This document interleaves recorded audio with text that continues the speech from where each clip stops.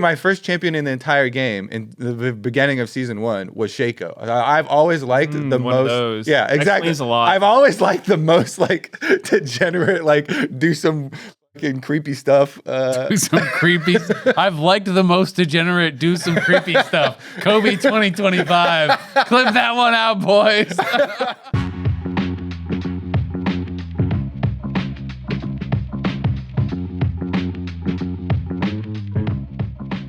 Hello and welcome back to The Dive, driven by Kia, episode 9. Season 9, episode 26. I got a little early morning dyslexia going on, boys. Fair enough. Happens to the best of us. Sometimes it does. For everyone watching, though, you should definitely remember to get some tickets for week 4 because we're going to have banger best of 5s. I mean, it's looking like probably some FlyQuest versus Cloud9. We were hoping we were going to get FlyQuest versus Cloud9 this coming weekend, but then 100 Thieves decided we're going to be the wild card and we're picking Shopify. We're going crazy. So, there's definitely some good games in store for you, some good series in store for you. And coming in person is very fun because you get to meet Azael and he will sign anything for you.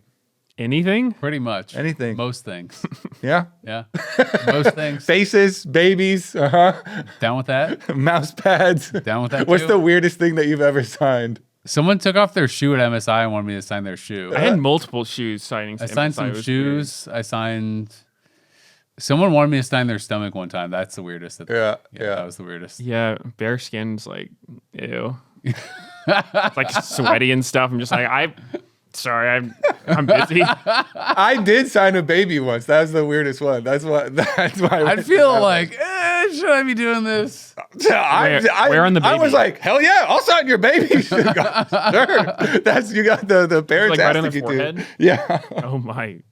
The baby was like smiling and stuff. Didn't even start crying or anything. Just, I didn't know what was happening. it was like, go. oh, a smelly marker. Wait, that's probably not good for her. No, that's what I was thinking. I'm like, is this good for the baby? I don't know. I'm trying to remember. Was it a permanent marker they gave me?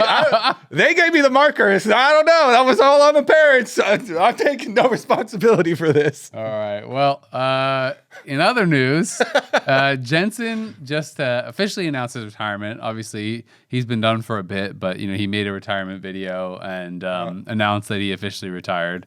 And he's had a pretty incredible career.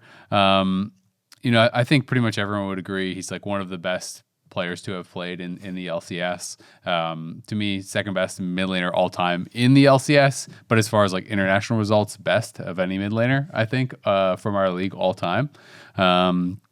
He was second in total kills, third in game wins, fourth in games played, but also has all-time kill record of 20 on LeBlanc, which is pretty cool. But I think the craziest kind of like record For that a he single has, game. For a single game. Yeah. I was He in has that more one. than 20 kills in his long career. on LeBlanc. But I think the craziest stat is the 8 consecutive Worlds appearances. To me, like I don't know if that I don't know. I don't think that's ever going to be broken. Like that's pretty crazy. Not by an LCS player. Yeah. Faker. Well, LCS is gone. It's LTA now. Yeah. Well, Faker has never done 8 in a row. Because Faker missed a couple. but he's going to keep going forever, bro. He just signed 4 more years. Yeah, you think 8 in a row? 8 in a row is so hard. True. It just takes one rough split, one summer split that goes wrong. You could argue Jensen's better than Faker then. There you go. Well, you could argue that. You could. Yeah. Jensen Let's tried hear to it. argue that actually one time with the "gonna clap Faker" tweet. Oh yeah, I remember that one. That was actually a really funny tweet. There's a lot of fun Jensen memories. I remember that game still. That one right after the tweet. Yeah. Wasn't he getting like proxied off his tier 1 tower? like Well, yeah, I think he was playing like Cassio into. It was like Syndra or LeBlanc, some like high kill pressure mid. But what I remember from that game was I remember having like. Were you playing in it? Yeah, I was playing in it. Yeah. I was. I just couldn't remember the timeline. I was Lee Sin in that game. This was like I played 2 Lee Sin games in that Worlds, and the one after one was like the 60-minute one that people remind me about like every single day. The Flash Rolls one, right? Yeah, but I played Lee Sin against T1 as well, and it wasn't a great game, but I remember having like such a huge lead in jungle that game. I was like a full level up. I was taking his camps everywhere, and then he walked over a ward slowly toward mid and then ganked and got a kill. And I was just like, Dude, what? Meteos' favorite memory of Jensen. No, he griefed him against T1. Dude, I was stomping jungle and this idiot had a warded gank that he died to. I mean, that never, junglers never gonna forget that. They're like, "Are you blind?" Well, I mean, it was like he just walked over the wall. Everyone remembers their first time playing against Faker. What? Like that was the first time we ever played against T1 in a real match. Actually, I remember my first scrim against Faker as well. It was like 2014 All Stars when we had Link subbing in instead of High, and I remember it was like Lulu. I was in the hospital, right? Yeah, that was after the lung collapse, and Link solo killed Faker. It was like Lulu versus LeBlanc at like level 3, and I'm like, damn, is Link like the best? Like, what just happened? Link the GOAT. Link actually was. I remember that. But as far as Jensen, no, I mean, I have a lot of good memories of Jensen, but I think more of them were like outside of the game because I don't think it's a secret. Like me and Jensen didn't really agree very well. Like we didn't get along well as teammates. We always had like very different views on how to play the game and whatnot. So we weren't the best teammates, and like we didn't really even like each other on C9. But afterwards, my favorite memory is how we hated each other, and also how he died to the gank and griefed me against T1. Ah, good times. No, but I mean, we got along well out of the game, and especially after we like weren't playing together because we didn't play together for that long. Yeah. But no, we became friends afterwards, and recently, when there was like the near airport thing, and I was doing some guest coaching in the beginning, Jensen was like playing while Pavelter was on vacation, and so we hung out there for a bit. And I was a little surprised to hear he was retiring because he was doing that kind of recently. But I mean, I guess it makes sense, right? It's like rather than have your career sort of like spiral out, he's like just gonna say, you know what, it was good, gonna call it there. And I'm curious what he's gonna do next. I think he's moving back to Europe with his girlfriend. Yeah, he did say he was going back to Denmark, but I mean, still, you know. Yeah, what was he gonna do there? There's more than just Go, that's my long-term plan. He could just Europe. go back home and just be a rich person. Maybe. Sometimes that's the end goal. But I was gonna say, with your favorite memories being outside of the game, for me that was a lot of Jensen memories too, because Jensen partied really hard. Yeah, he did. He would like drink more than his body can handle. And so I actually have multiple memories of like coming back to a party and Jensen is just like passed out on the floor or something, or like during the party before he's passed out, you know, playing beer pong or something like that with him. And he was always really, really funny. He was hilarious. That's definitely what I remember about him most. Like he's just such a funny guy. Like he's one of those naturally funny people. It's like he doesn't try too hard or like try to crack jokes. It's just like, yeah. And I don't think people would really get that from watching him just like play on stage and stuff, because he's always serious. And I mean, probably the joke that people remember about him most is Sven making fun of him with the height thing on stage. That was right really before the Sven Skarner moment, right? So that one kind of backfired on them really hard. Yeah. That was karma. Yeah. I have a lot of fun memories of Jensen. I think of like the Body by Jensen thing was really funny. And we even made that little perfume ad afterwards and super memed on it. Yeah. I remember like the first time I went to LCS back then and actually was watching from the crowd. The first game I watched was Incarnation, Jensen, like his debut. First game over. When, exactly. He was Incarnation for what, Split? Or maybe not a whole Split, I can't remember. I thought that he changed his name when he moved over, but I guess he played. No, he started as Incarnation. Okay. But I remember like he came over and he was really hyped, and I was a Cloud9 fan at the time. And I remember him playing AP Cog mid against Bjergsen, and I think he got like Flame Horizon or very close to Flame Horizon, and you guys won. Like, yeah, I remember. I remember him being like pretty nervous for his first game, and then like the lane wasn't going well, but everyone was just like doing the C9 thing of like supporting him, being like, "Yeah, don't worry, like it's fine," and like he was definitely not feeling good, but we ended up winning, and then I feel like I was, you know, good because so he could like start trusting us more because it was like his first team environment, and we always had like a, you know, big emphasis on teamwork. It's like we don't need to solo carry games, right? It's like that was one thing that was always so fun in the beginning. Is like whenever High would feed his ass off, which was like more than you would expect, he would just be like, all right, someone else got to carry this. I'm going bot. Yeah. That was his signature play. So we definitely had that mindset. It's like if someone's having a bad game, like no one would fine. harp on them for it. We just be like, okay, like someone else will carry. It's fine. Yeah. I mean, them winning against IG on TL was really, really cool. Like the current world champions. I guess that was like a 3-1. He was also on the C9 that went to semis at Worlds. Yeah.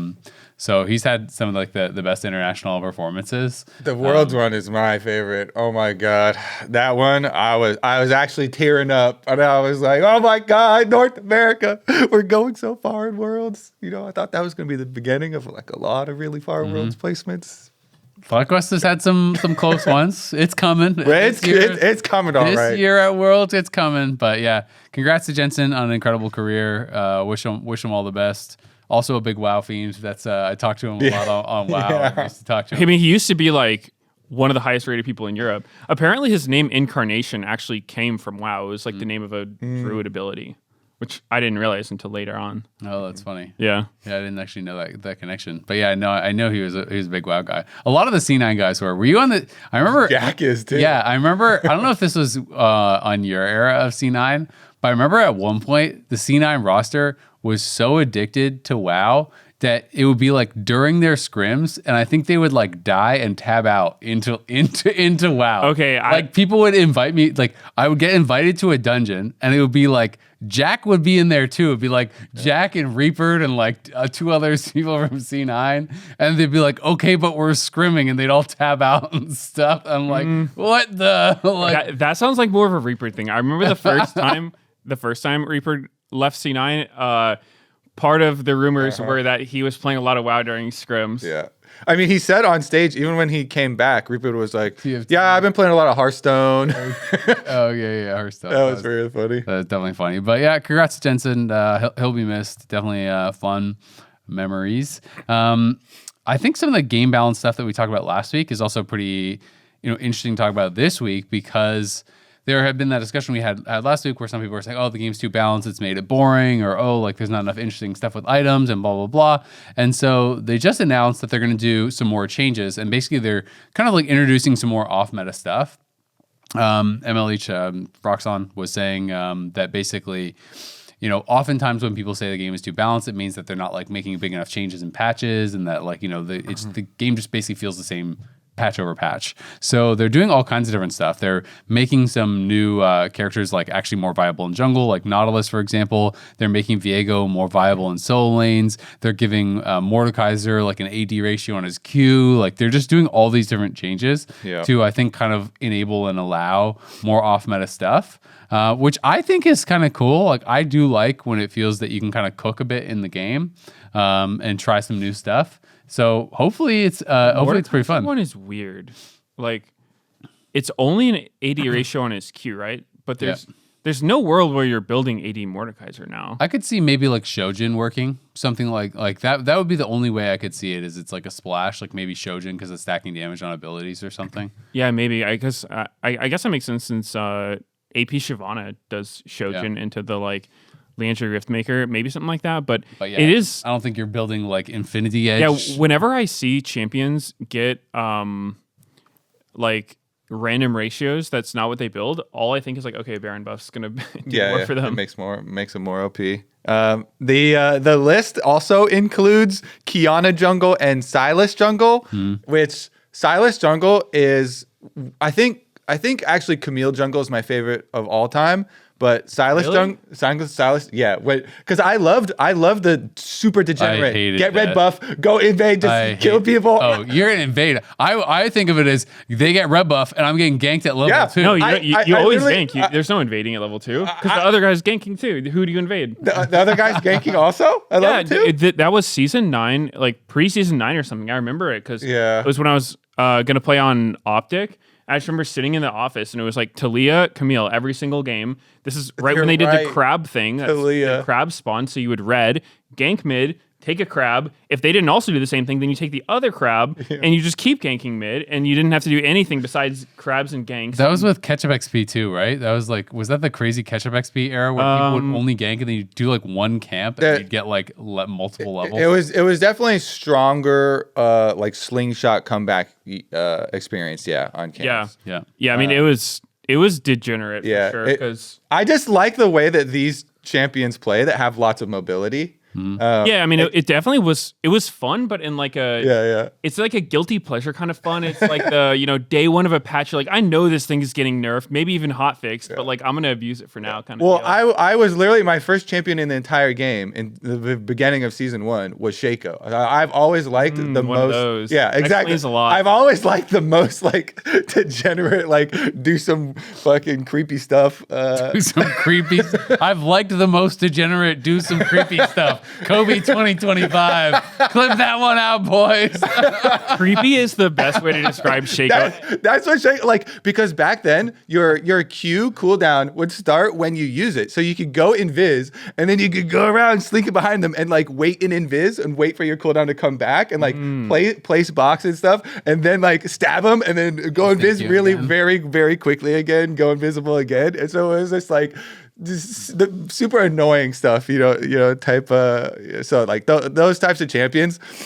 All I'm saying is Kiana right now. If you main Kiana jungle, Kiana already has like pretty decent win rates for mains. So if they're buffing that champion, like Kiana jungle, I can see get pretty out of hand. Sometimes when they do this multi-role stuff, it goes crazy. Like Morgana jungle or something, when they're messing around with these modifiers, I mean, they can really unbalance the game. So if their goal is to like provide this excitement and this ability to cook, like that, this is definitely a way that kind of always results in that. I feel like Nautilus is going to be guaranteed flex in pro, right? Like it's already a popular support, and I saw a video of a 301 Nautilus clear on PvE. Really? That this is buff. that is 301 crazy, full clear. man. It's like faster than Zyra and Is stuff. that double smite? Double smite. Okay, I mean Wait, that's So add a couple seconds if you don't want double smite, but still though, smite is like 5 seconds. because Nautilus base yeah. move So speed. 306 is still insane then. It is. I mean that's like not outside. That's like what Volibear is right now. But his base move speed for Nautilus is like one of the slowest in the game. it's so like he's actually just above. deleting these camps. And this was like a blue start, so it wasn't like I'm sure you could do like power farm routes where you like do like raptors and start. Yeah. Also, whoever did that, you're probably way better, so you could do it faster. No, it takes a lot of practice. It was to do those shapeshift, speed so it was runs. the She's really good. the She's really good. jungle clear Shapeshift is aficionado. Yeah, she's Yeah, I bought coaching from her one time Yeah. just to like see if there was anything I was missing about how to clear quickly and Yeah. learn some stuff. But yeah, I don't know. This isn't the first time they've done changes that are like supposed to make Nautilus a jungler, and I'm hesitant if he's gonna ever be a jungler just because He wasn't pro years ago for a bit, wasn't he? for like I mean this was literally so long ago. I remember Yeah. like Smithy played it and stuff. I Yeah. just hate But- his slow move speed, man. Yeah, it's he's slow, but I think the idea when they made him was like, okay, he's not going to be fast, but like you hook around to the terrain, which on paper is cool, you're like Spider-Man or whatnot, but it never really ends up being like that. And then there's also the tank jungler issue of you just can't really duel people very well. I guess the only Build tank AP. junglers you really see in pro are like Skarner and Maokai, unless I'm missing any other ones. Yeah, the other one. I mean, if you can like Vi as a bruiser, I guess is kind of tanky. Sejuani. Oh yeah, Sedge. Sejuani's the other one. Yeah, there you go. Yeah, so maybe I think it'd be cool if he was a jungler for sure. I always try to think about these junglers though from the perspective of laners, and some champs I'm like, should they be junglers? Like getting ganked by a Nautilus is pretty rough. Even though I like playing Silas, Yeah, I that's think scary. Silas is probably going to get like nerfed really quickly if they make Silas do too much damage to camps, because that is definitely a jungler that can just make laners really, really sad. Interesting, because I've always felt like Silas made more sense to me as a jungler just because of like how his ability. You run around and steal the ult. Yeah, I think he and- does, but I think he's going to be too powerful at it if they buff. Yeah. him. Also, like his W, right? Like his W as a laner it's tricky because when he's strong, he's like just perma killing you and healing up. But then when he's weak, he can't trade or touch the minions, and so Yeah. I always like him as a jungler. So hopefully it'll be viable. I'd like to play that. Yeah, I definitely think he's like. There's definitely some. When I saw the names on this list, I was like, okay, I'm gonna get in there then, and it is fun. To the point of them doing this is to try and get some of that experimental. The people who have been playing this game for a long time, and if you're kind of bored with it being very balanced, and there's an opportunity to get some creativity. Dude, I wonder if anyone's going to play AD Silas jungle now that I think about it. Because have you guys ever seen the Muramana thing? I've seen Lorlo do it, but Lorlo does everything. It's his passive that has this like insane AD ratio on it for I don't know why, but he does.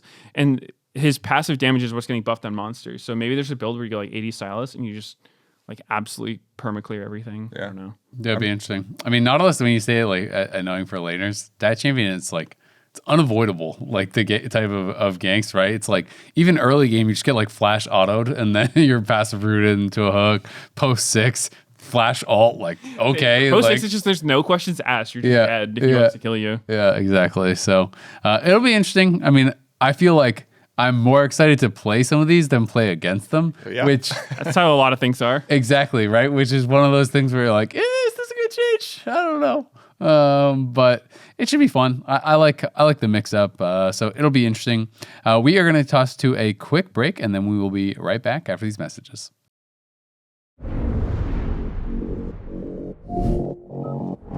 Ready, set, go!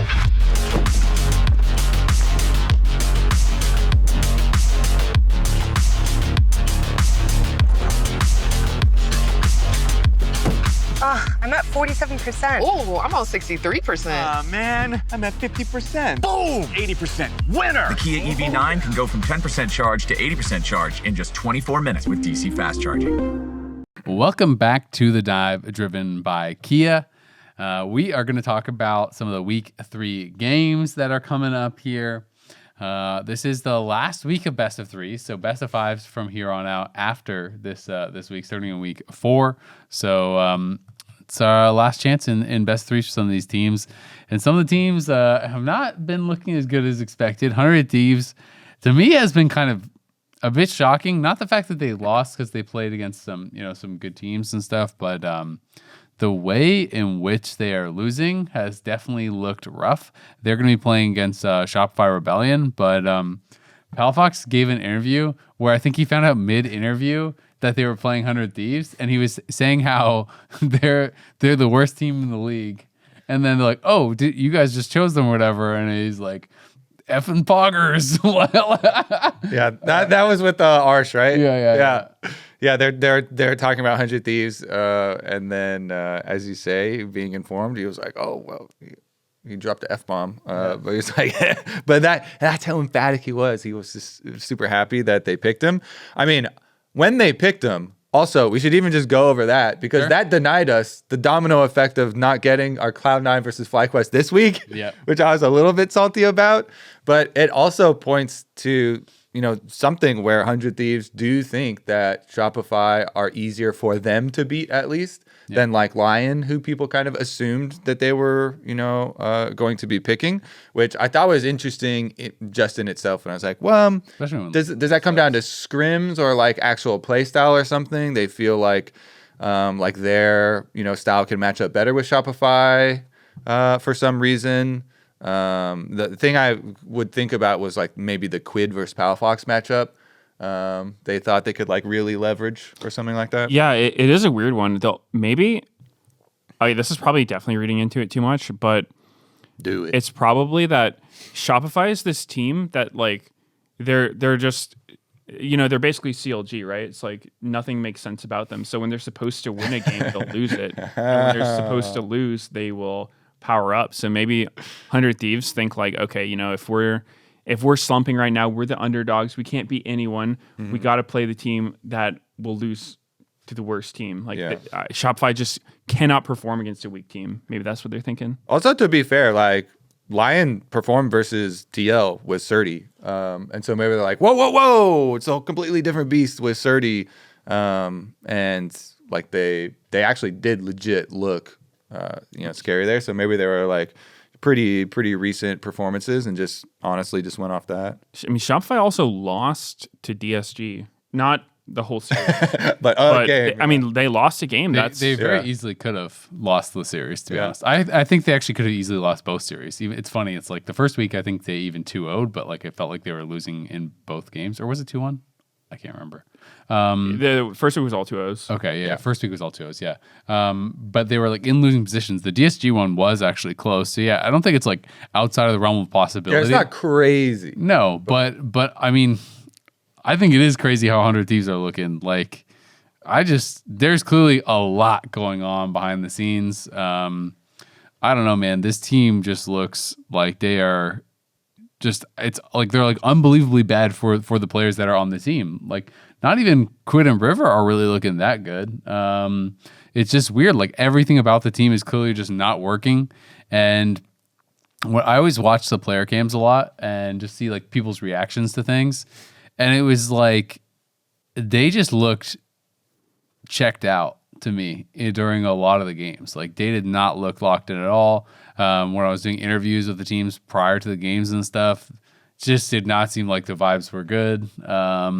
So definitely something is going on with them. Yeah. And it's just kind of sad to see that it's like, this is a team that I think was looking super promising, made finals in Split 1. People were expecting the trajectory to like, be up and to the right kind of thing, and expecting them to be a real competitor for titles and stuff this year. And it's like just the total opposite. Yeah, they were the vibes team, right? They were like this team of friendship.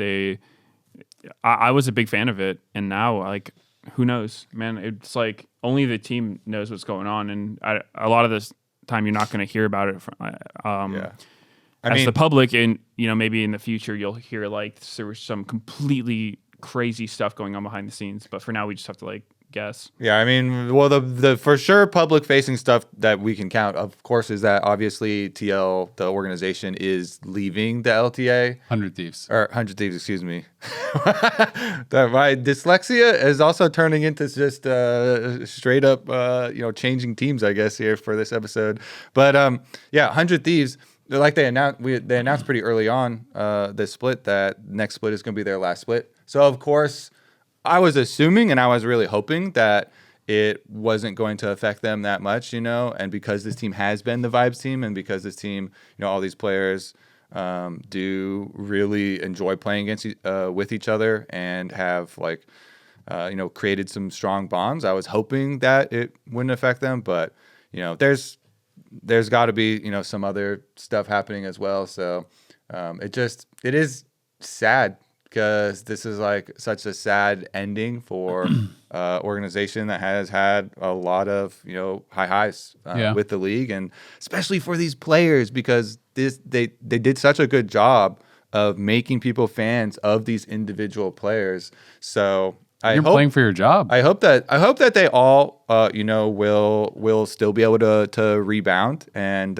will still be able to move past this, regardless of how the rest of the season split goes. They still have the rest of the split to play, of course, which might not be that long with the format. They kind of got to turn it around. I'm a little curious. I don't think they would, but they do have Dokla on their team, and part of me wonders, is like, does this team look better if you just put Dokla in instead of Sniper? Because Sniper, even this, like, he's kind of been slumping, and then this last week he had, just like a pretty rough performance. He was 0-7-2. Yeah, that for was the series. His full KDA for the series. Like, that's bad. Yeah. So you have Dokla, who's currently coaching. He's like, I know he's currently challenger in solo queue. He's a very like, I think he's a really good player. I played with him before. He's much more experience, and maybe give him a honeymoon phase. I don't know. I don't think it's necessarily like all on Sniper or something, but sometimes teams do just make changes when things aren't working, just to like try something. Yeah, I mean, it's definitely not all on Sniper. I think, like I said, I feel like everyone is struggling, which is why it looks kind of weird, right? But yeah, I wouldn't be shocked if they made some sort of change, because clearly things are not working at all. But it's hard to know like what changes you can make on short notice. But the Sniper thing is interesting, because I was talking with Surdy. We had him on the lounge, on the analyst desk, whatever you want to call it. And I was kind of asking him about this as well, because he was talking a lot about how he had just felt like he fully lost his confidence, and he felt like he was actually just getting worse playing in LTA.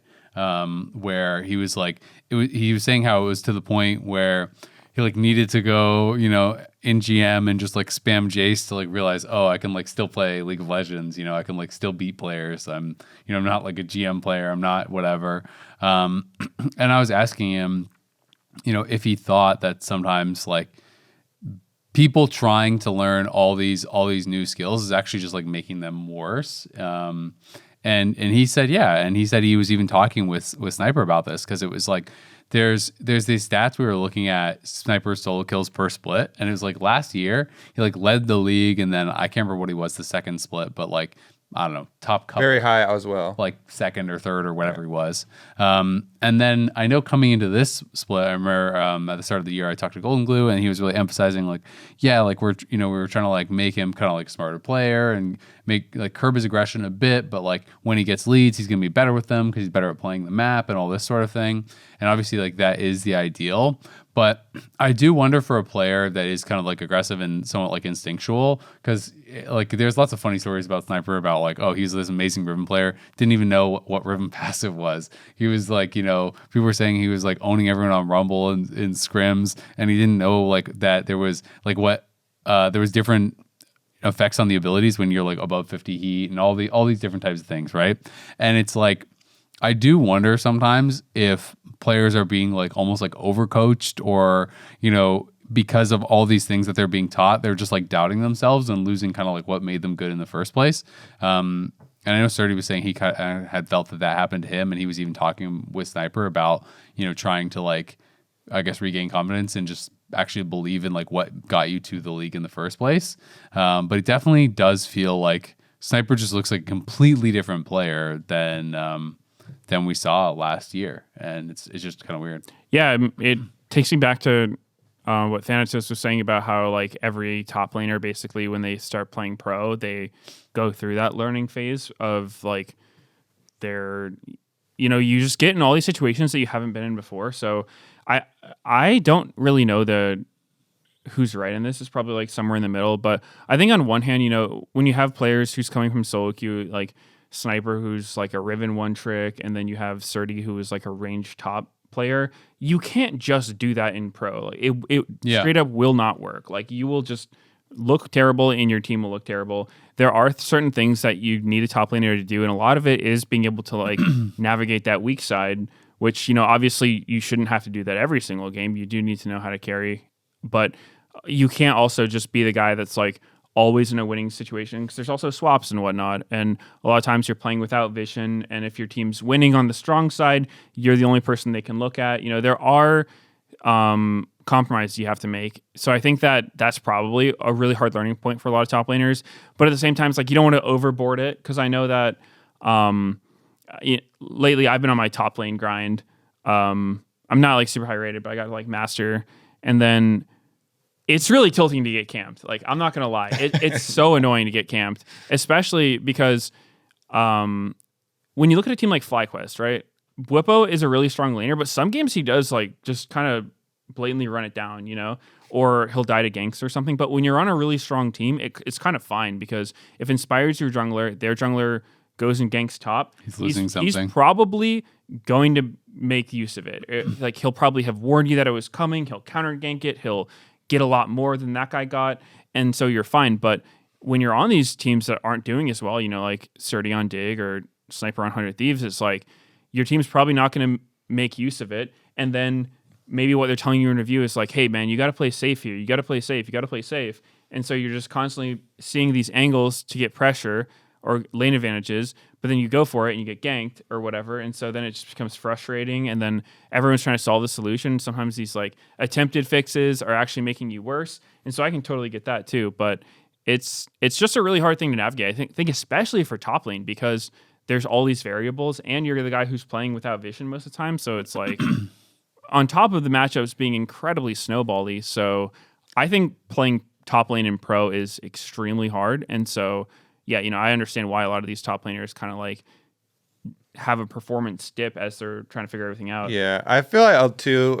like kind of you're saying, if your team is not doing well elsewhere also, then sometimes people can like over focus on Sniper because he's so young and he's playing top lane, and it's like very evident. And so then maybe they aren't focusing as much on some other issues as well with the team, because they definitely have way more things than just him going on. So maybe they're like funneling more and more pressure onto him of like some of the other, errors and cracks and stuff. And they're all just kind of focusing that way. But yeah, I don't know. This team, they definitely need, I don't know, they need like a corporate retreat or something. Do some kind of They need a lot. complete refocus. I mean, it went from split one. Yeah, like I think they went above expectation for sure because they beat FlyQuest and they got to finals. But they were definitely expected to be a top 4 team. Then they were 5th, 6th last split. This split, I've heard from a number of different teams and players that they think like 100 Thieves is definitively the worst team in the league. For scrims and stuff, all the scrim data, not just what we've seen on stage. Yeah, exactly, like both. And that's kind of crazy in a world where it's like DSG has like they haven't won anything. Like they don't win any games. They won a game. they haven't won a series yet all year, right? No, but they won a game. Exactly. They did win a game, and they looked way more competitive. Like, they looked better. But it's just crazy to be talking about 100 Thieves is the worst team in the league in a world in which you're comparing them to a team that hasn't won a series the whole year, and you're saying they're worse than them. And, like, people are looking me straight in the eye and telling me that. So that is crazy. But Shopify, their opponent, definitely going to be favored. Shopify is 2-0 in their series. Like, they have won both their series, but they were close series. They were a competitive series. I don't know how are you guys feeling about them right now, because it feels like the kind of third place spot is wide open. Because I mean, Lyon won week 1, and lost. Like TL lost. A lot of teams are losing. Or sorry, no, Lyon didn't lose week. Lyon lost week 1 when they were playing with Yayo, and then they won Yep. week 2. They looked a lot better with Sturdy. Yes, but TL lost, and then Shopify looked kind of competitive against Disguise. So it's like it feels like third place is very kind of like wide open, I guess. Yeah, I mean, the standings in general right now, I think, are kind of up in the air. It's like obviously Shopify C9 not Shopify, FlyQuest C9 top 2. Yeah, and then We're all doing it today. Yeah. So many teams, man. Like, how can you keep track of them all? No, I think the one thing we can Shopify, TL, and Lyon, I think, are kind of like the next one down, where they're like wildly inconsistent, but they have glimpses of greatness in there. And then you have like DSG, Dig, 100 Thieves, where they seem like they've got a lot of issues to fix. And so, I don't know, you have like the consistently good, the all over the place, and the consistently bad teams. So DSG, I feel like, looked a tier above the other two. They at least looked competitive. But I don't know. Maybe that's unfair. They won a game. I think I still wouldn't rate them too highly, though, because, Darkwings is still really new.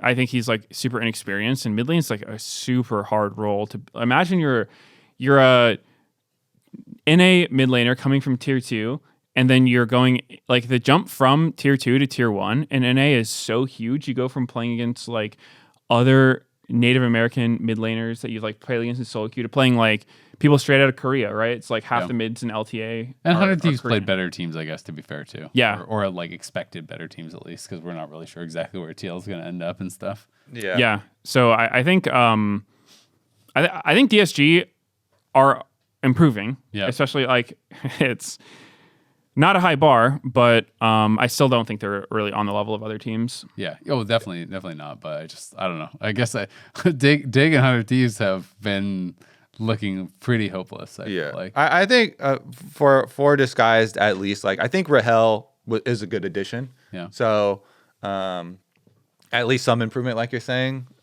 for this team definitely like looks decent. The problem for me, a lot of our lower teams, they look really bad when they get behind. Like when they're talk about Dignitas versus Disguise then? When they're not behind, I feel like it actually looks okay, because everyone's like, well, top 2, Cloud9 and FlyQuest for sure. That's the only thing you can be sure of in the LTA right now. And even in some of those ones, like they can look like pretty decent until like the first big error comes, and then I feel like it just goes horribly wrong and just like snowballs out of control and gets really, really bad. Yeah. So yeah. So were we all going Shopify for the 100 Thieves for Shopify match? I feel like that for sure. With unless they do have some sort of like complete shift this week in scrims and stuff, and then it's really looking that way. Even if you're say, oh yeah, but Shopify, they're kind of risky as well. I think it's still pretty favored. Shopify has had a lot of losable games, but they've still been winning them and stuff. And yeah, I think like skill wise, I would not be surprised at all if 100 Thieves could win, but I don't know. I do think the mental factor is pretty big, and they look not happy. I think I'm gonna say 2-1 Shopify. I think 100 Thieves will win a game just because Shopify, like I mentioned, they just seem like they're the opposite of a Kingslayer or whatever you want to call it. They're like that. They're a peasant promoter. Yeah, they're like that good team that will just drop games to teams that they shouldn't, due to like complacency or whatever. So I could see them losing a game and then maybe bouncing back, kind of like they did against DSG. And then, yeah, we're going to talk about Dignitas versus Disguise, the Battle of the Bottom. Yep. I mean, this was like the original match where it was like, I remember XU was talking so much trash about Dignitas and stuff because they had that in split 1, but then obviously Dignitas won that. It'll be interesting to see if DSG can actually beat them or not. Their first game, like DSG's first game against Shopify, actually looked good. There was like a couple oopsies I felt like where XU was kind of just engaging too far away from the rest of the team. But besides that, it actually was like a pretty solid, clean game against Shopify. Dignitas, I do think that Photon was an upgrade. I do think that is like something that is, potentially positive for them, but I still kind of look at the team and I still am kind of feeling like I'm not sure who is the person who's supposed to be like, kind of carrying the games. With DSG, at least, I feel like after this last week, I'm like, okay, I could see maybe Rahel is kind of the guy you want to play for, and I could see that could kind of get you across the line. Coming into the year, I felt like that was going to be Caney for Dig, but Caney has not, like, he's not been bad by any means. Like, I do think he's one of their stronger players. Really? But I think Caney has been really, really underperforming. Like, compared to like the rest of the team, though, I still feel like he's one of the better I think players. Caney's actually been one of the weak links. Really interesting. Yeah. Okay. Yeah, I mean, I think that both these teams, I actually think have like they both have really good top laners, right? I think Castle has been elo held for a long time, but he still manages to look impressive in terrible games, which is hard to do.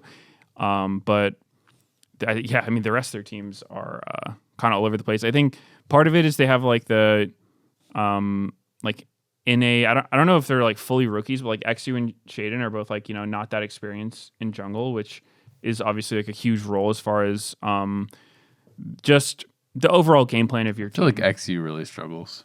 Yeah, I think so too. So I think that's definitely probably like a reason why they've had a lot of trouble is, just the lack of experience in jungle.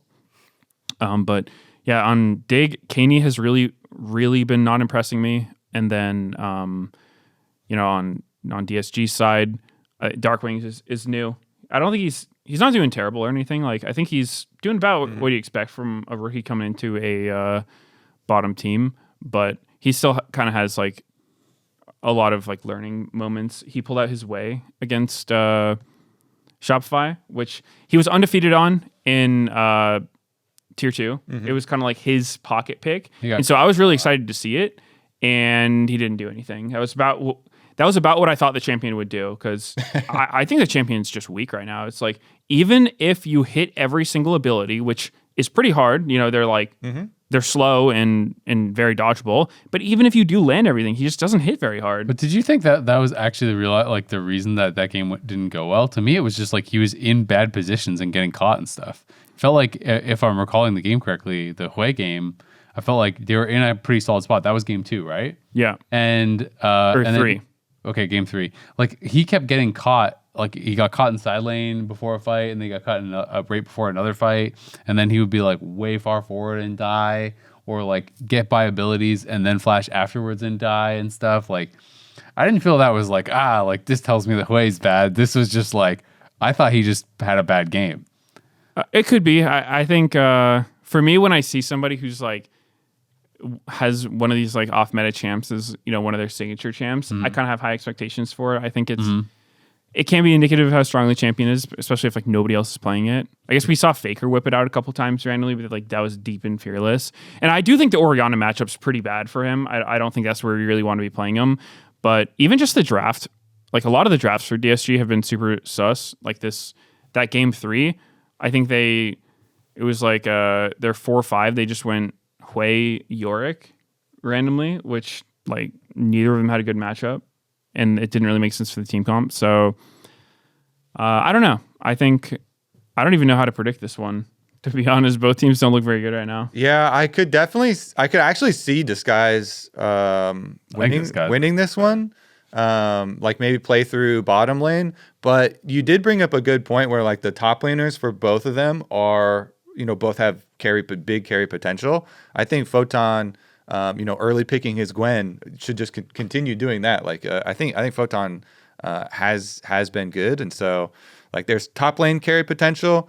But then also I feel like if Disguise just kind of play to bottom side and just make top not volatile, then that could be a way for them to actually win a series instead of their first of the year. This one's so hard to predict. I kind of want to go with Dig. The funny thing is, it's like I feel like Castle is clearly look like the best player on the team, but I just feel like the top lane leads never feel like they matter. Yeah, you don't win. You don't win the game, right? Like if your other side of the map is just losing, usually team fights and stuff are so heavily about your ADC, which is why I kind of talk about Rahel, because I feel like Rahel played pretty well against Shopify. Even in losing games, I thought he looked pretty solid.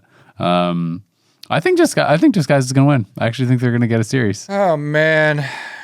So we're at 50-50, huh? One for Dig, one for Disguise. I mean, I had way higher expectations for Kaney coming into this year. I thought he was going to be really good, honestly. But I've been kind of sad about Kaney. Yeah, I don't know. I mean, I think if I'm like going lane by lane, I don't know. I mean, it's hard to judge Photon fairly, but like Castle's been playing very well. Like he has looked good on a really rough spot.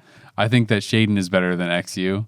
I think that mid lane kind of feels like a toss up, to be honest. I think if Kaney can't beat Dark Wings, then Dig is just dead last. But I think this matchup should be one of the ones where Kaney can actually perform, and so I think that's part of why I'm giving it to Dig. And then what do you think about bot lane?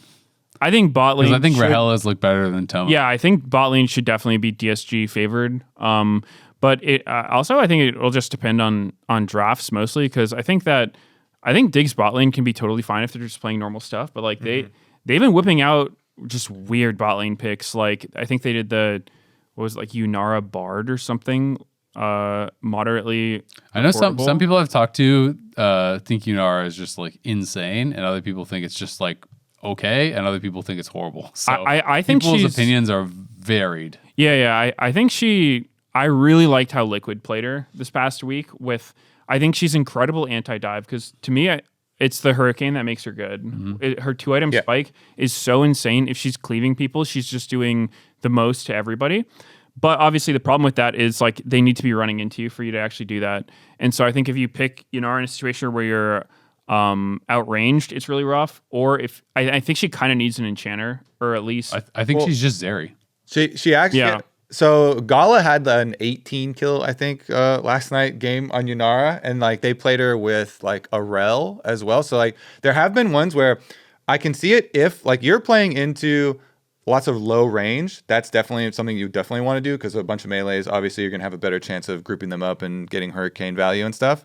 But then also if you have like Rel sucking them in, or like a Set or something who can like pull people together, then she just murders people that are close together. So I could definitely see, some compositions like that as well that are like built to like put you together, put their opponent. Yeah, but I mean this game, I really thought in their C9 game they had the opportunity to take Braum which I think Braum with this comp would have actually been crazy because, you already have Kled for the hard engage. Like they pulled out Kled, which is weird, but I kind of respect it. It didn't look that bad, but I think if you have Braum there, it's the kind of bruiser reshape that they did too. Yeah. I think it would add a lot because like he just runs in with Kled. Yeah. You make him tanky. You can block stuff. You get a ton of CC across the entire team. But they went Bard, which I thought made literally no sense at all. It didn't seem like a good pairing or really a good spot for it either. Yeah, I don't know. I think to me, Isles is a player who sometimes looks good, but more often than not, I just don't understand why he's doing any of the things he's doing. He'll like play anytime he plays engaged supports. He won't build Locket. He builds the Trailblazer thing, and he likes picking range supports and stuff. So to me, it feels like he's like really solo queue pilled, which I guess makes sense because they've not been doing well competitively. But I do think that's a kind of big weakness for the team. So I would basically, long story short, not that short, I would definitely give it to DSG bot lane. Yeah, I think I'm gonna go with Dig to win the series. I do feel like this is gonna be one. Okay, with the caveat of they don't completely tilt when they get a little bit behind. Like the one versus Cloud9, I thought they actually did some decent stuff early, but then you can for sure see like. I feel like a Shaden at some point when they're just like, man, this game is like super lost and stuff. Then he just like seemed like he just tilted, and there's like, he's like flashing into the Baron afterward. Like they're at that point, they're trying to like, make some miracle comeback play or whatever. But I feel like if they just like hold it together a little bit more and we're like a bit more resilient of a team, then I'd have more confidence. But I think I'm still probably going to go Dig. Fair enough. We have two more matches. We can talk about TL versus C9 next. That's one that I think a lot of people are pretty excited for. Yeah, TL did lose a series, but still, this has been like historically some of our best teams for a long time. And I mean, I feel like if TL is going to actually change people's opinions, this is the kind of series that you have to do well in, right? You have to at least show that you can be competitive against one of the top teams. And C9, I think, is looking quite strong. I also heard that they're doing a show match after. Yeah, they are. It's going to be an ARAM show match for C9 versus TL at the Kia Champions Arena. And it's going to be, I think it's just like a for fun event. They're doing like mixed teams. So it's not just going to be like C9 versus TL. And yeah, I mean, I think it's just going to be for fun. And it'll be hopefully some good banter, especially because they're going to have just played each other. Yeah. So it's like one of these teams is going to be feeling good that they won, and the other team's going to be feeling anywhere from despair to anger that they lost. So yeah, I mean, it'll be sick. Yeah. As far as their on stage matchup, though, I think everybody's probably going to come into it for sure. Favoring Cloud9 with the way that Team Liquid are looking. But what would be your guys' way to craft the TL win? Jan. If you're going to craft... I mean, I guess it's just... Their top side looks so bad, man. It's just been the story for how long now for this TL team? Just this year. I feel like even last year in playoffs and stuff, it really started. But I guess last year they were doing really well, and they were almost beating T1, and they were doing all this international. I guess stuff, right? it just became more stark and apparent this year because of like Impact's fall off and the jungle. I mean, he went from changes. MVP to one of the worst top laners in the league. Like, yeah, I do think that his first week was much better than last split, but his last series I thought was rough, really rough, and it definitely made me concerned because split 2 was, I think, the worst split I've ever seen him play in NA. And then split 3, first week, I was like, okay, he's back, we're good. It was just like, this is a blip on the radar. It's cool. But this last week, I think, I thought this last week was really tough. Even in the win they had against Lyon, I didn't even think he looked very good in the Gwen game. His Xante and Gragas games were both kind of rough. I don't know why he went Gragas there. That was so weird to me. Because I actually think TL hard tripped on the draft in game 1. Because it was they gave Varus, which I feel like normally if you're going to give Varus, it should be for like a really good reason because this champion's insane, right? But for their 1-2, they took like, I think it was Jhin plus Vi, I think. And they were hovering Vi Renekton. Like they last second switched to Jhin, which to me didn't make any sense because Renekton ended up being so good this game. And then their response to it was Gragas. And Lyon was missing their 4-5 bans, right? So like you have no reason at all to take your AD carry in the first 3, right? It's like you'll 100% get Jhin this game if you want it. Like Lyon literally can't ban it, but maybe TL forgot that or something. So they just ended up like giving Renekton and then picking Gragas into it, which is not a good Gragas matchup. It's like Gragas is this neutralizer pick. He's good into things like Jax or whatnot. You know, these Camille, these matchups that don't have good like ranged ways to farm or sustain up, and he's just annoying. But you pick it into Renekton, and like, sure, it's like a little annoying for Renekton, but he's not going to get denied anything, and he's still going to probably win the lane. So like, I didn't get that at all. They hovered Aatrox, which is the normal pick into Renekton, and then they just like last second win Gragas. So it felt like TL just like maybe they were thinking got mega dizzy. We're gonna give Varus and we're gonna like Vi Gragas and we're just gonna kill the Varus over and over. Like that's kind of what my read on it was they're just like we're just gonna punch the Varus. But I don't know why you give Varus. I don't think this champion's beatable right now. So that already was suspicious, and then everything else just kind of felt like I don't know. TL's plan. Something went wrong in their prep, in my mind, for that game. But I really like their game too. I think if TL is going to beat C9, they need to do a lot of stuff like this. I think basically, like you were saying, it's going to have to be their bot lane. I think you need to put Yon into like a very heavy carry role. And I think one weakness for C9 right now is that, at least from what we've seen, they pick a lot of these dive comps like Vi with like Ambessa and these kind of picks, which is strong in the meta right now, but in a lot of C9's games, they don't look that clean with it. Like this last week, even against Dig, like they were kind of messing up fights with their combo, like just ending up fighting like 2 different fronts at the same time. Mm-hmm. And it was just a little bit messy. And so I think that if I was TL, I would want to play, you know, these like Yunara, Xayah style champions who's really, really strong if you run into them, and then have the rest of TL on just a supporting cast, you know, whatever you can get by in lane with and somewhat contribute to the game, I think is probably their best bet. Yeah, because Cloud9 definitely like doing a lot of like team fight and kind of like run at you stuff. So I think that definitely does make sense.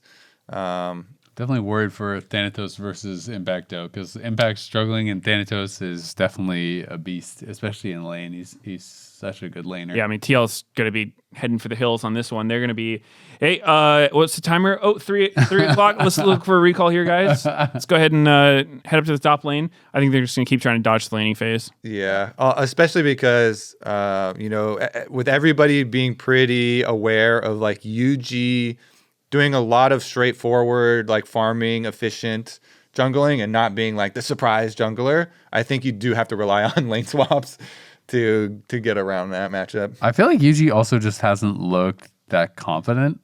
And it's like, it's tough if you are playing kind of like one of these engage roles. I mean, there's no easy role like going in as a pro player, obviously.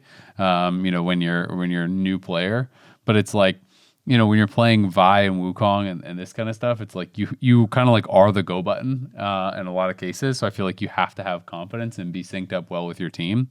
And I feel like at times they are just not.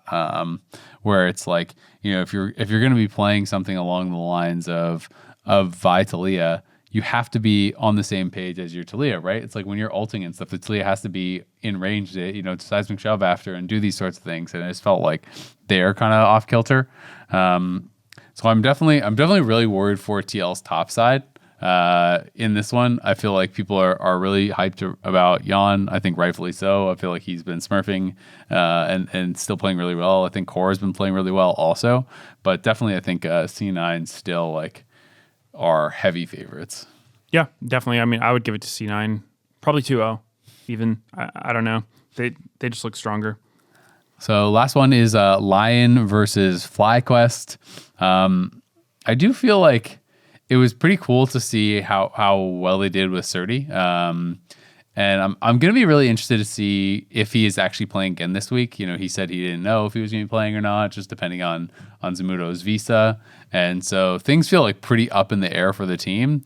But it's also always interesting because it's like Surdy comes in and wins, you know, and if he does well against FlyQuest as well, when Zamudo gets his visa, like, does he still have the starting spot? You know, like the split is so fast. I feel like by the time you get your visa, if it's not this week, you're already in playoffs. Like, are you really going to first time someone like on tier 1 in playoffs in your last split? I don't know. Probably shouldn't. You probably shouldn't, but it's also like rough for Zamudo because not like it's his fault that his visa got messed up and stuff. But I do feel like Surdy has kind of given himself a chance to potentially steal away a starting spot. Yeah, and he talked about it too afterwards. He was like, "Yeah, you know, the spot is Zamudo's. I just want to, you know, show, you know, I'm getting my another opportunity to show myself. So it's not like he's gonna be like, yeah, you know, take the spot or whatever. But if the coach says you're starting, you're gonna be like, no, I won't. I'm gonna give it up. I'll give up this spot for Zamudo. Like, not a lot of people would. Yeah, exactly. Nah. So, I mean, as much as Lyon do look better. I like FlyQuest right now is just such a difficult opponent to scale. So I don't know if this is going to be the series that really proves it. When Surdy goes up against Bwipo, usually because Surdy and Bwipo are very close still from playing together. Under the same organization, and he's always talking to him about matchups and in his Twitch chat, even when he's streaming and stuff. Bwipo was saying in an interview that he wanted him as the sixth man for FlyQuest. Yeah, so they have a lot of respect for each other, but it usually comes with Bwipo being the like elder brother in the brother relationship here. So I'm kind of excited to see what it looks like this time around. But sometimes you can have like, I don't know, too much respect for your friend or that you look up to. So we'll see. But it's always cool to see you know, them since they have a close relationship, and this Lyon team definitely has improved, and after beating Team Liquid, you know, they definitely can try and aim to actually re-crack the top 4, since they were the team last week when we were talking about top 4, bottom 4 that we were initially super hyped for. Yeah, and speaking of six-mans, did we ever hear why Gakkos didn't play against 100 Thieves last week? Bwipo kind of just like, he didn't say specifically, but he got asked about it, and he was kind of like, well, you know, basically it sounded like, oh, you know, we want to make sure that like when he's playing, it's in a really good matchup and it's on a champ that he's really comfortable in. It's like a good situation type thing.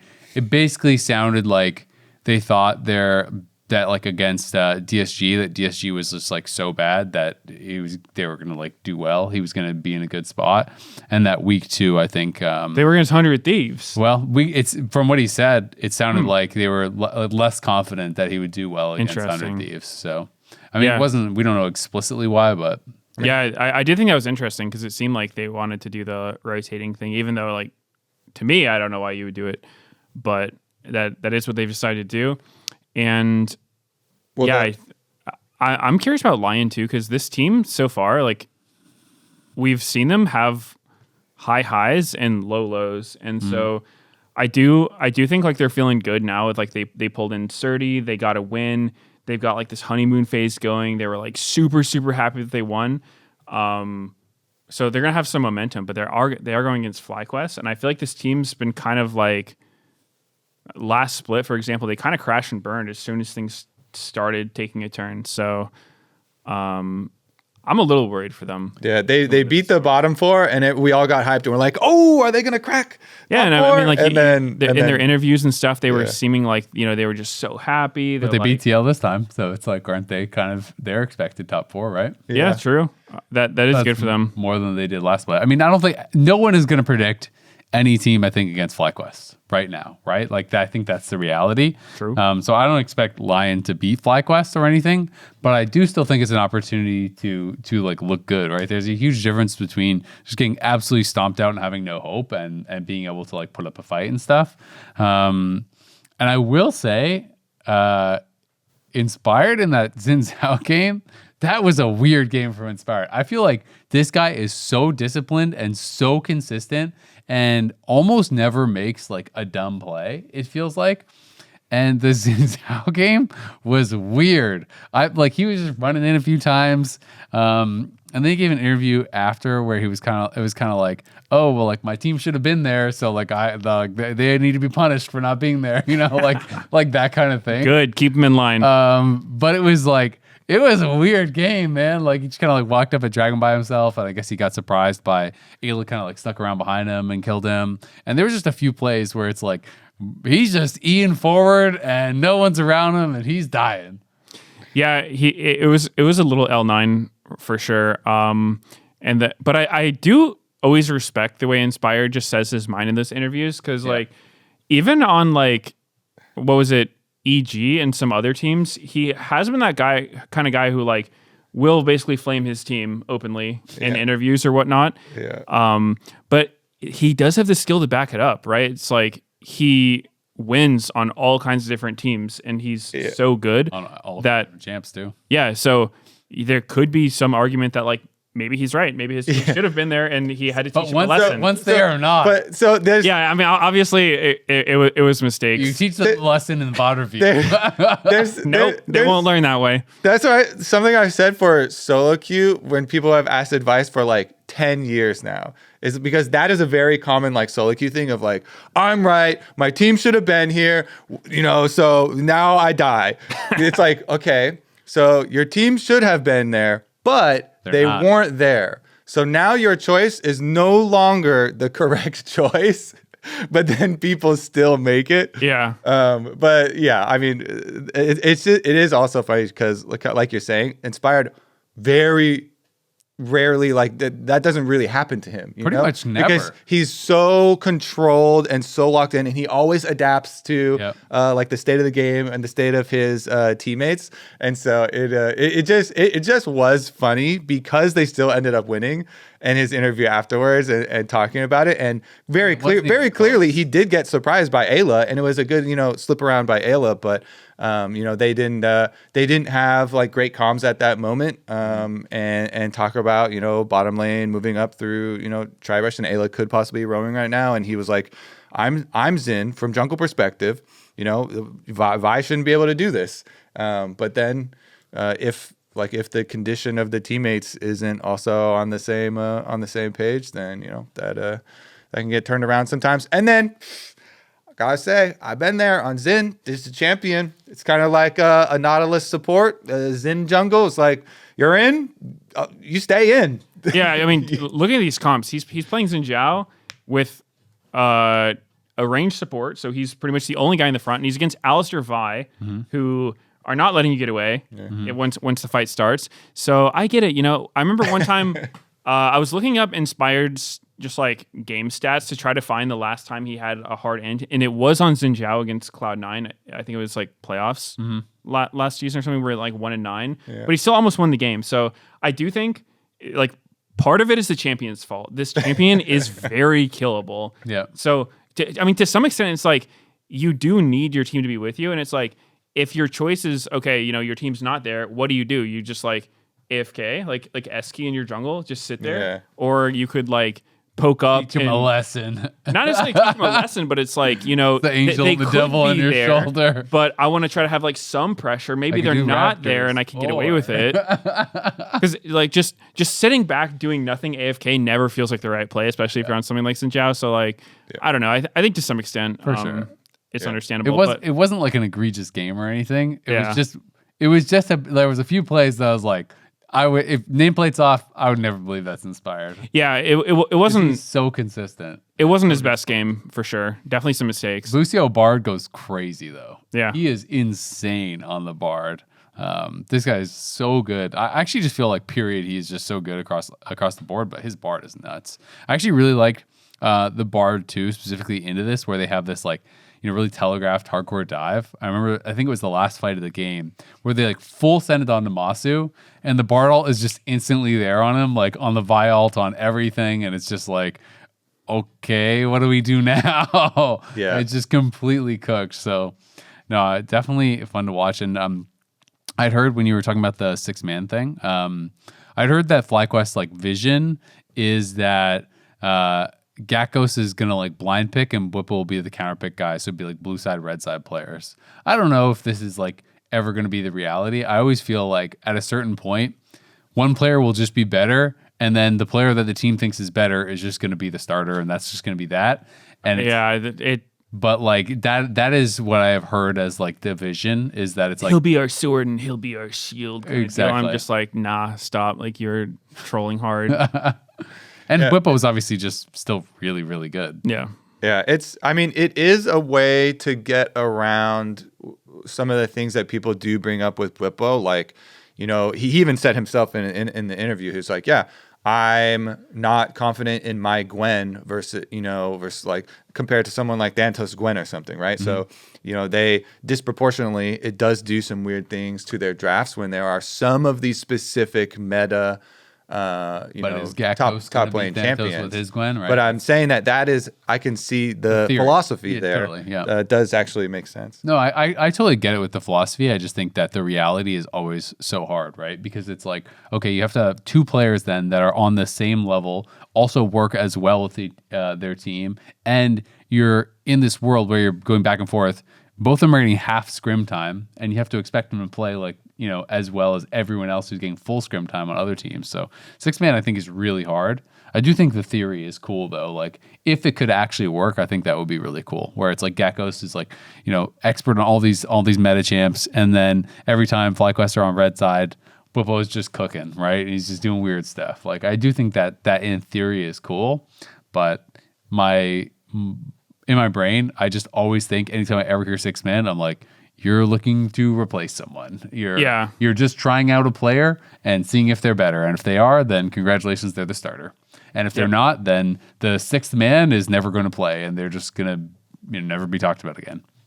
Yep, I'm the biggest anti-6-man ever. So yep. Yeah.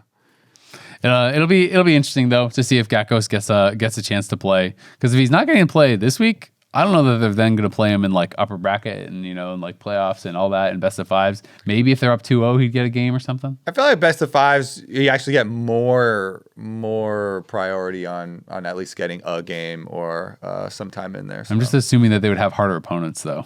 It would probably be like you put him in game 1 is how Right. I would imagine you do it, because then it's like even if you lose it, you're like, okay, we should just run Whippo for the rest of the series and we're just down 1 game. Yeah. Or like you said, but one game if it's against like C9 or something could be the whole series, right? It could. But I mean, if you're up 2-0 as well, it's like, all right, let's just put him in game 3, get him a game kind of deal.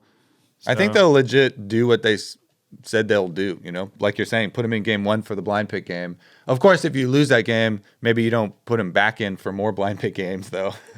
I mean, it's not like you're always counter picking top lane on red though. Like a lot of games, true. What if the other teams support just counter like pick? They just early take a top laner on the games where Gakkos is in or whatnot. So or they if you're blue side, you like make it a draft where you don't want a last pick top or something like that. So I think it's just too idealistic. It's not realistic. Yeah, it'll be interesting to see how that does work out. But I think that is pretty much going to wrap it up for us here on The Dive, driven by Kia. Remember, week 3, last week of best of 3s, but then week 4 is when best of 5s are going to be starting. Tickets are on sale, so if you want to come for week 4 and see some of the best of 5 matches, obviously the expectation is that C9, FlyQuest, and it's looking like Shopify right now will be 3 of the top 4 teams in that kind of upper bracket. So should be pretty good. Should be some pretty exciting matches. I'm hoping we're going to get C9 Fly sooner rather than later. I thought we were going to get it this week for sure. We didn't. So hopefully we'll get some banger best of 5s in the playoffs. And remember, if you are watching us on YouTube, hit the subscribe button so you don't miss an episode of The Dive. And you can also check us out on Spotify and Apple Podcasts, as well as everywhere else. The LTA returns this Saturday, August 9th at 1 p.m. Pacific. Shopify Rebellion takes on 100 Thieves. We'll see you all there.